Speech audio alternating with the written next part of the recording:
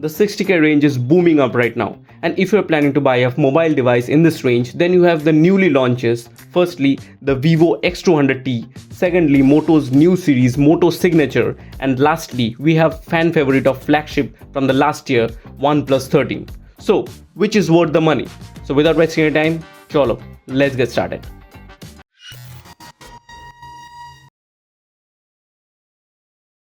Now, starting with the build and the display. Well, all are well-built flagship devices with aluminum frames, whereas Vivo comes with glass back.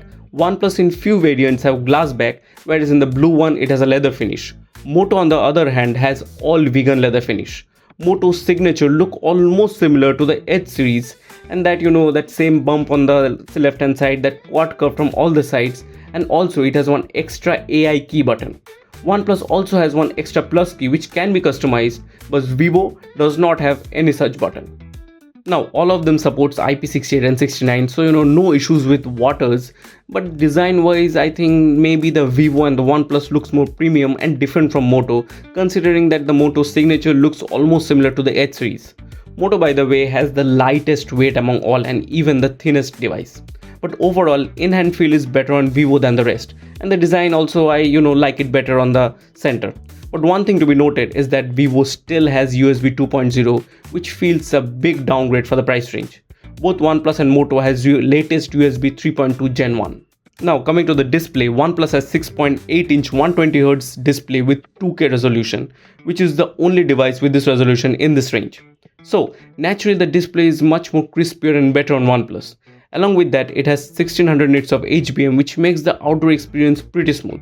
Secondly, Moto comes with the same 6.8-inch 1.5K AMOLED display, which supports up to 165Hz of refresh rate and 6200 of nits of peak brightness. Mostly it's 120Hz with few games supporting till 165Hz.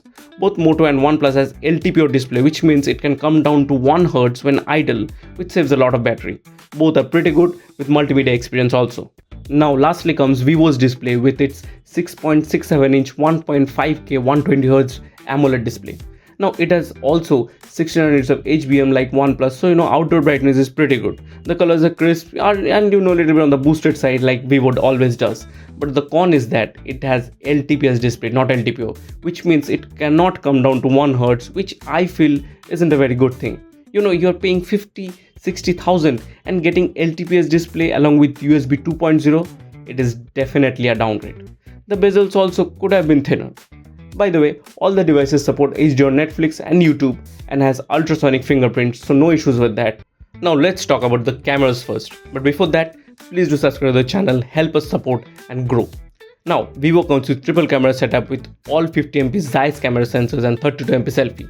Moto also comes with triple camera setup with 50MP Sony sensors, which are larger with size, and along with that 50MP selfie. OnePlus also has a triple camera setup of 50MP sensors and 32MP selfie. Now let's get this done with basic words. If you want natural colors with good details, Moto is the option. But if you want poppy social media ready images, then Vivo and OnePlus is the way to go. So let's dig deeper. Now in daylight images, it all comes out to be pretty well. They are good in details, but yes, Moto has more detail and natural colors due to its larger sensors. Same for ultra wide also, but yes, there is little bit color shift is available in Moto, whereas there is significant color shift can be seen in both Vivo and OnePlus. Vivo has support till 100mm of zoom, and all of them gets very good portraits with very good edge detection. But yes, here also Moto keeps it very natural, whereas Vivo makes your skin look more smoother, more social media ready, and OnePlus also does the same. Now talking about dynamic range, Moto performs the best, whereas Vivo and then OnePlus. OnePlus many a time messes up the HDR tuning. Now in case of night images also, Moto captures better details for better sensor, but since the images are more poppy on Vivo, it does look very good. OnePlus also captures good images, but yes, the details are lesser than the other two. In videography, Vivo performs better than Moto, and OnePlus, they're all pretty stable. But yes, the color consistency in night images is sometimes messed up by Vivo. All of them supports 8K video recording. So to sum it up once again, for better natural shots, best details, go for Moto. For better videography and poppy colors, go with Vivo. And in case of OnePlus, it has more poppy colors with great details and Hasselblad tuning, But yes, it performs well in all the sector, but it does not beat any one of them. But still, it's an overall very good camera department. Next, let's talk about performance. And all of them are pretty similar. Moto comes with Snapdragon 8 Gen 5, a little upgrade over 8 Elite. Vivo comes with Dimensity 9400 Plus, once again a little bit upgrade over Dimensity 9400. And OnePlus comes with last year's flagship Snapdragon 8 Elite. So if you look at the benchmarks, all are in the same range, around 28 lakhs of Antutu score. So in normal usage, some heavy tasks like editing shots and video exporting and all that, they perform pretty much the same, little bit here and there. A normal person cannot even find much of a difference, and considering the price range, the performance here is top notch. Now in case of gaming in BGMI, all of them support still 120 fps, and the average frame rate is almost similar in all of them, like around 110 to 115 fps. Genshin is also supported till 60 fps. But the thing is that Moto is a lighter device, so I would not recommend it much for gaming, since it might lead to heating issues. Vivo also does tend to get warmer during heavy gaming or long hours of gaming. So I think the better device for gaming, considering all of this, is OnePlus 13. Now don't get me wrong, the performance is pretty much similar, you will get good FPS, each and everything is good. But the overall experience, considering the heating and all, it seems that OnePlus 13 is a better option. Now let's talk about software. And in simple terms, the most simple and close to stock Android is Moto, obviously, with Moto's Hello UI. It does not have any extra apps pre-installed or bloatwares.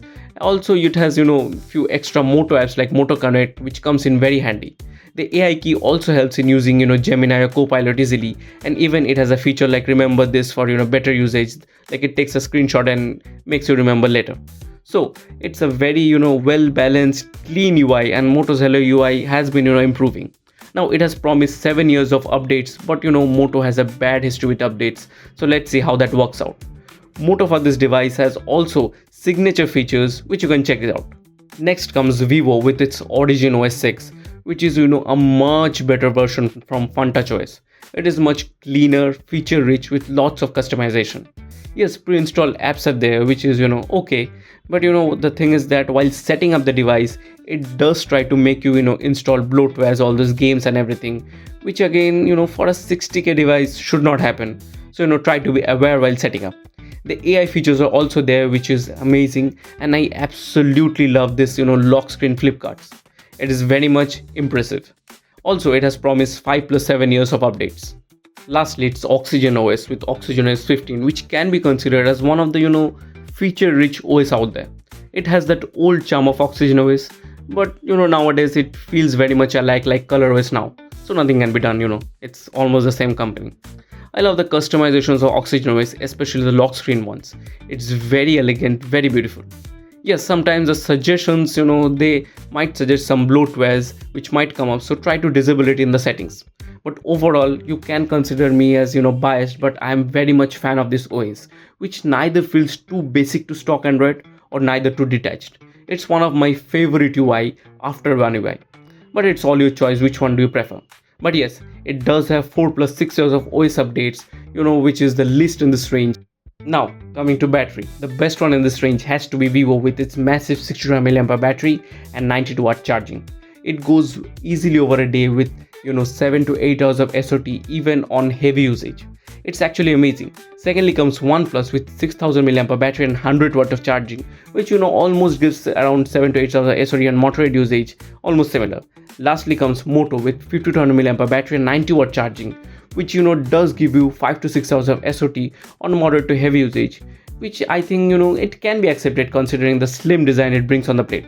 The haptics on the device are pretty good on all of them, and there are no issues with networks also. So to sum it up in simple terms, I feel that if you're spending 60,000 on a device, you will ask for the most balanced device out there, which does all the work effortlessly.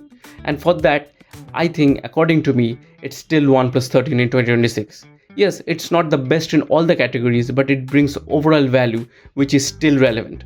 It has good build, good cameras, great performance and software, and amazing battery. It's still one of the best out there, I think. Nextly comes Moto, which for someone who wants a clean stock Android experience, a slim design which does not strain on your hands over long usage, then Moto is the choice. It also performs amazingly with really great cameras. Like, I'm amazed that they have done such a good job. It can be considered as one of the best camera phone in this range.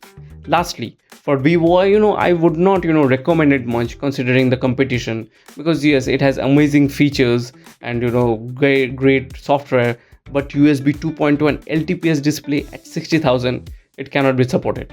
Rather, you can buy X200 FE, which is a better buy according to me than X200T. But it's all your choice, which one do you prefer.